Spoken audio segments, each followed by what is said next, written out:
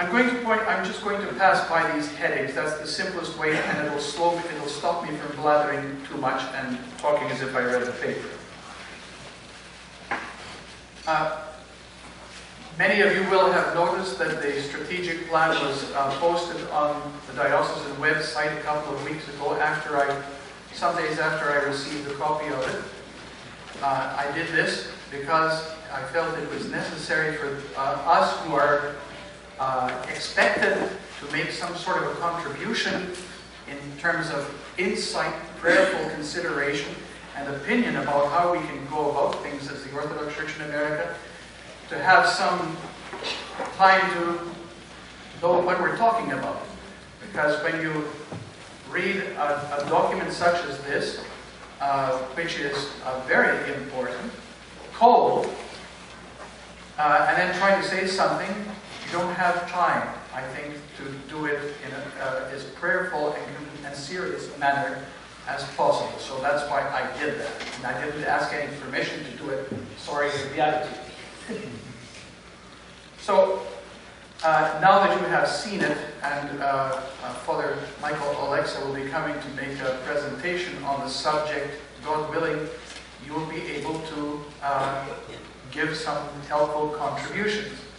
I've had a number of phone calls, nevertheless, from people who have read the plan, especially, and they are people who know about strategic plans and so forth, and they say this is a really good one. The trick is how to implement it. And that's where your vision will really come into play. Maybe there are ways you can refine the plan, because the plan is only a plan. This is not some 10 Commandments sort of document. It's a living document that is supposed to change and grow as we try to offer this plan to the Lord and respond to His directing us how to live it out. You heard me, most of you, talk about sainthood and sanctity and our misconceptions about it enough times, so I won't repeat everything I've written here concerning Saint Arseny. And I've already addressed my concern about secular attitudes, which are connected with our being so comfortable here and forgetting our responsibilities to the Lord and putting Him first in everything. And we come to page 8 here. On page 8, there's this section called Admitting Mistakes. I've seen a lot of this happening, especially with our government in recent years, in which the government apologizes for the mistakes that are made 100 years ago by somebody else far, far, far away in another time, and so forth. And such apologies seem always to be hollow and empty. We ourselves are very reluctant to say sorry for the things that we actually ourselves did. We are very inclined to play the blame game and point the finger at somebody else. As if we don't make mistakes. So I'm here to tell you that this bishop, who's been around for 23 years, spent his life making mistakes, and my sister who is here can attest to that fact.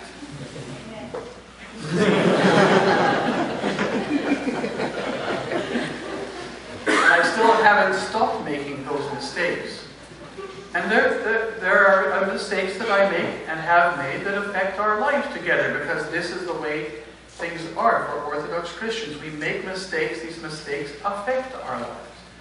So there are lots of them, and if you point out any more than I know, please tell me, and I will be prepared not only to apologize, but also to try better to repent of my short-sightedness and, well, I do suffer from my astigmatism. And you can have spiritual astigmatism too. No focus. And it's written about in here, how my life lacks focus.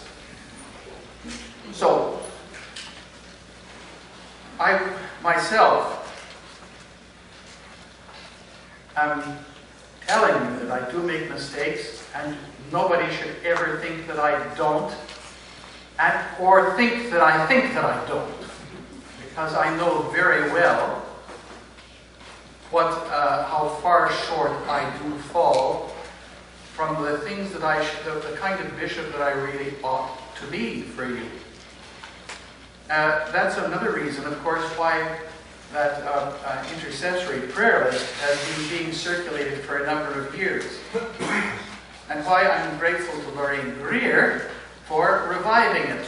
It's not in publication yet, but Lorraine is rebuilding this intercession list. Why did the intercession list fall out of publication for several years? 2 reasons.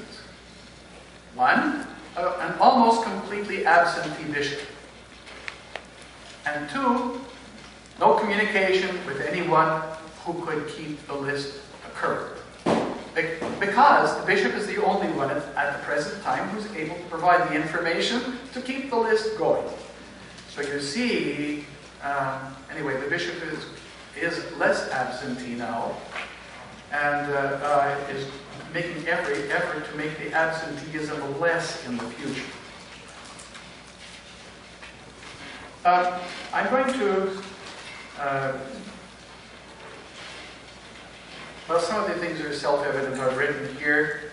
I have to underline, because there are all sorts of misunderstandings associated with the move of the office, that it's the office that is moving. The bishop stays where he is.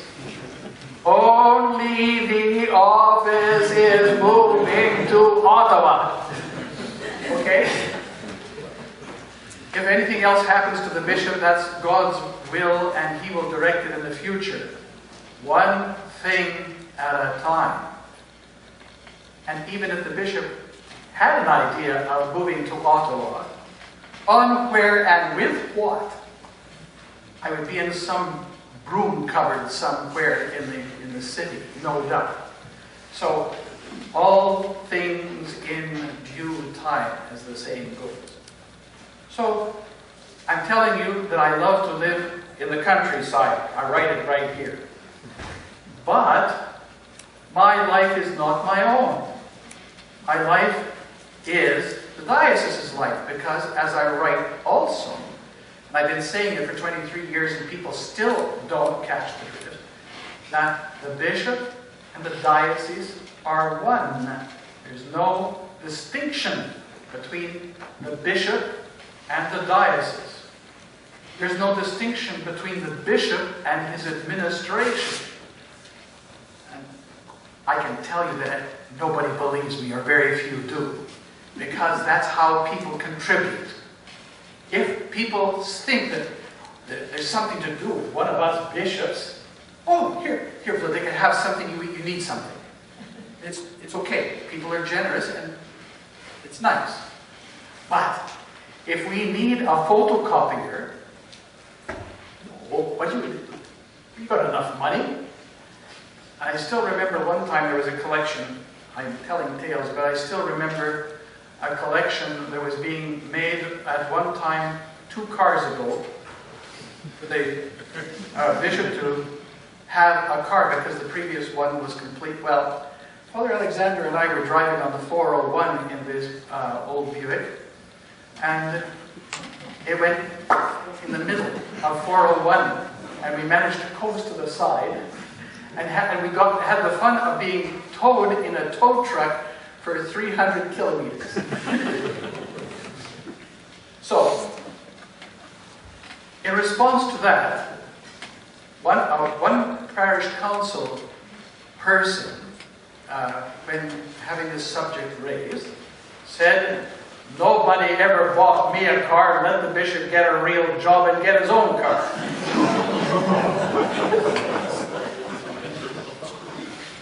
And that's why I know how things really are. Which parish was it?